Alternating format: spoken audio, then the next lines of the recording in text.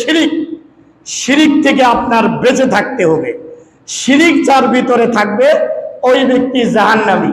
কারণ কোরআনে আল্লাহ বলেছেন, ইন্নাহু মান ইউশরিক বিল্লাহি ফাকাদ হারামাল্লাহু আলাইহিল জান্নাহ ওয়া মাওয়াহুন নার ওয়া মা লিয-যালিমিনা মিন আনসার।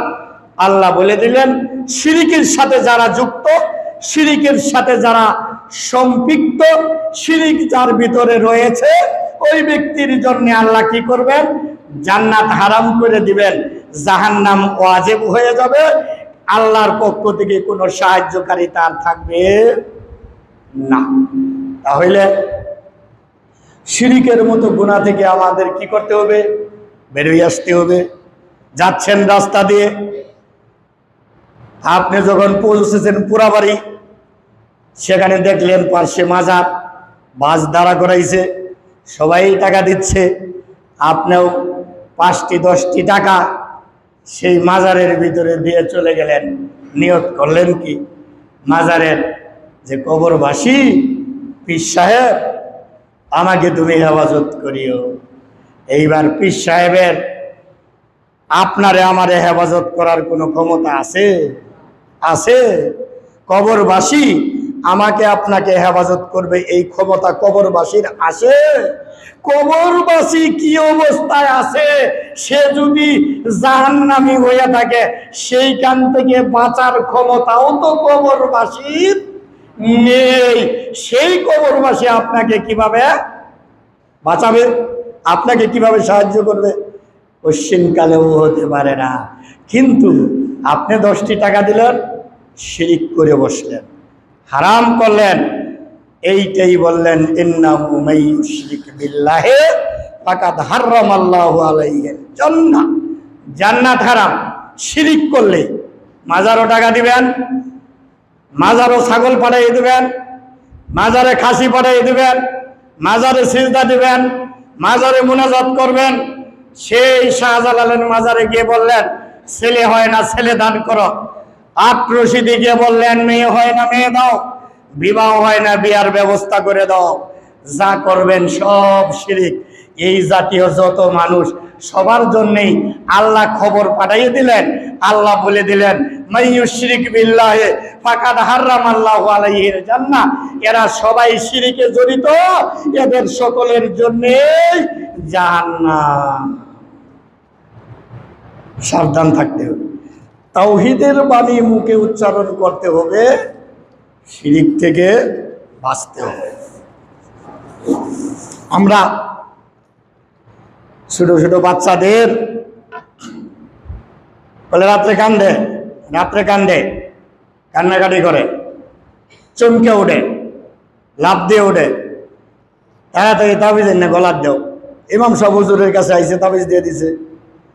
কিন্তু আমাদের দেশের ইমাম সাহেব তো সব ইসলামী জ্ঞানওয়ালা ইমাম সাহেব থাকে না। অনেক ইমাম সাহেব থাকে ব্যবসা করিয়া। হ্যাঁ, এলেমের, ইসলামের এলেম থাকতে হবে। খালি ইমাম সাহেব হইলেই হবে না। তাবিজ দিয়ে দিছে, গলার তাবিজ লটকাই দিছে। নবী বলছেন, মানে আল্লাহ কা শাইআন উক্কিলাইলাইহি, মানে আল্লাহ কা তামিমাকান ফাকাত আশরাকা। যে তাবিজ লটকাইলো শিরিক করলো, যে কোনো কিছু গলার ভিতরে লটকাইলো, শরীরে লটকাইলো, বাইন্দা দিল, এনু সুতা বানলো, হ্যাঁ কি করবে? আল্লাহ এই সুতা না, সুতার বিনিময় সে হেফাজত পাবে, সুতা তাকে হেফাজত করবে।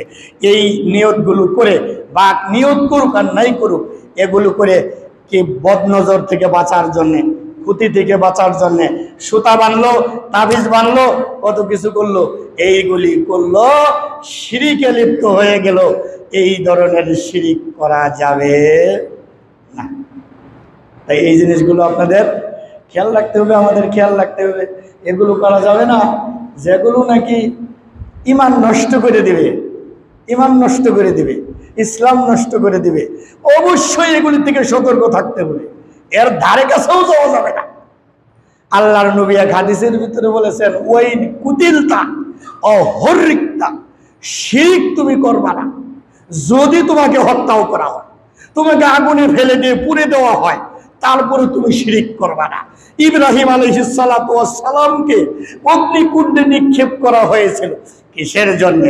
বলা হয়েছিল তুমি এক আল্লাহর দাওয়াত নিয়ে এসো, ওইটা বন্ধ করো, আর আমরা যে দেবদেবীর পূজা করি এইটায় তুমি শরীক হও, আসো। কিন্তু ইব্রাহিম আলাইহিস সালাতু ওয়াস সালাম